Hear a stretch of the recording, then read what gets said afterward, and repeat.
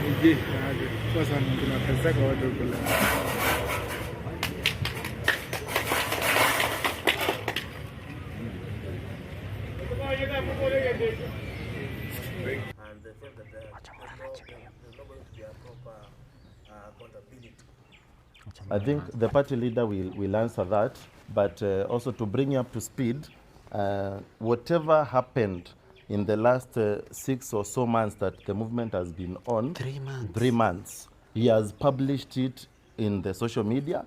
You saw the kilometers that we've covered, and actually even the M-Pesas that he has been using, they are prone to scrutiny. Anyone that wants those reports, as he said, can come here. And right now, the treasurer will handle that. There's a bank account that is in place, and it has 3 signatories. So every money that has ever come through the party leader has been accounted for and has been used for the right cause of the movement. Thank you. So what I can add to what Mr. Mugane Mugo has said is that those phone numbers were my numbers before we started doing this. When we started, Kenya started donating to those numbers, I stopped using them for personal reasons, and now they were being used by the party. In fact, everybody here can say that they've had access to those phone numbers. In fact, even the messages you write to those phone numbers, Dalias has had, to read them, and then he briefs us on what is going on. So this is what happens. The reason we had to use a phone number to receive money is because, one, to avoid the con men. Because when they send the money and the person they know is Morara and they see the name imeleta kwa M-Pesa Kebaso Morara, they develop a sense of trust. The second issue why we had to use those phone numbers is because we had a lot of support from the diaspora, which we still have to date. There are people who are in the US, who are in UK, who are in Germany, who support us and who support the movement to have fuel and to have security. So when they send, they usually use platforms like SendWave. Now on SendWave, you cannot send to a pay bill and you cannot send to a till. You cannot send to a phone number. And that phone number has to be registered to an individual. Even if it is not Morara, it has to be someone else. So what we did is we created a 14-member team where 7 people come from Inject and 7 people come from the diaspora. So we have a team of 14 people, 7 who live outside Kenya and 7 who are here. And the 14-member committee, what it does is that they budget for money every month. They say, this is what we need. We need to pay watchmen, we need to pay security, we need to pay internet, we need to pay electricity, and we need fuel. We want to do this and this and this civic education in this and this and this place. Once they do the budgeting, then the expenditure is not even done by me. By then, I'm not the one who usually pays. We have our finance director here, Farida. She's the one we call. Even when we are at the petrol station, she's the one we send the till number, then she pays from our kitty. Then all the payments we've ever made, the receipts are there. So what we usually do, every month we usually sit down in the boardroom, we put together the receipt and we create an accountability report. The reason maybe some people feel left out in terms of this accountability is because we are limited. Our hands are tied as regards to how much we can share with you or with the general public. The reason is some of this information is very sensitive and it is critical to our security. For example, where we slept, for example, where we slept and where we paid to sleep is very critical information. Where we fuel, all right, or which car was fueled. Sometimes we leave our own cars here and we borrow cars for security purposes.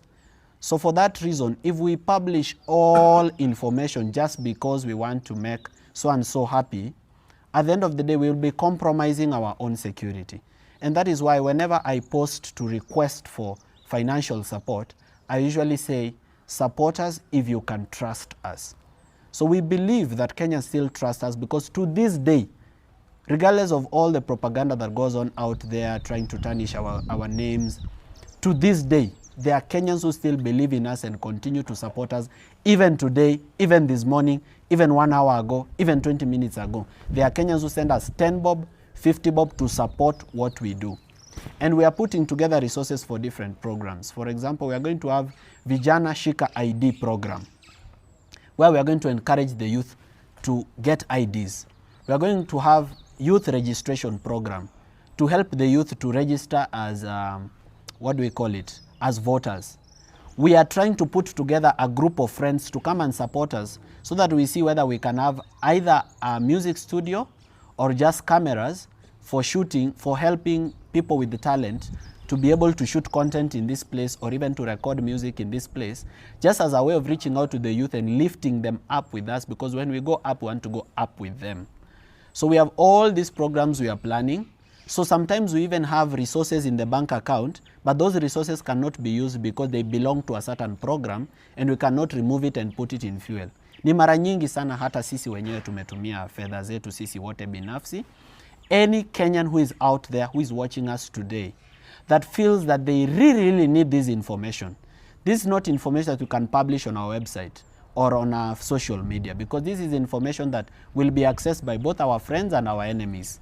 Just come here, give us a notice 3 days in advance so that the person who is supposed to give you this information prepares the information for you. Come here, sit down even for 2 hours or 3 hours, go through our records, be satisfied, including you who are in the media sector. You can give us a 3-day notice, you can come, go through our records one by one, see what we received, how we spent it, what we did with it, be satisfied. At least that way, we will know who accessed our information, so that if we see is out there, tutajua so and so and so and so and so and so are the ones that have accessed this kind of information. I hope you understand. There's a general published thing. Sorry? There's something that usually published for the public, but in addition to what he said, there's still accountability documentation and financial reports that's usually published by him in his social media pages. So there's nothing to hide. We are an open and accountable movement that is really strong on integrity, transparency, and accountability.